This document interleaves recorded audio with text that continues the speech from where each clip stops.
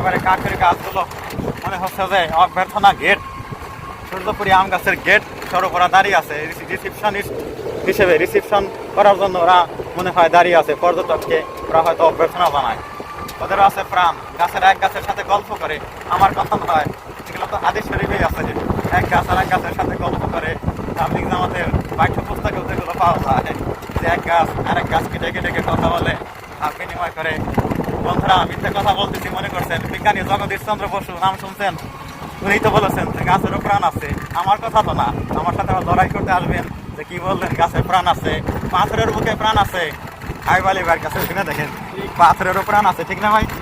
পাথরেরও নারী পুরুষ আছে, স্ত্রী পুরুষ আছে। অবাক লাগে শুনে, তাই না? গাঁজা ফেরি কথা বলে না, এত গাঁজা ফেরি কথা না। গাঁজা আমরা খাই না, গাঁজা যারা খায় তারা আবল তাবল বলে। যাই হোক, এই গ্রামটা অনেক সুন্দর, ধান পানের গ্রাম। এই যে সামনে একটা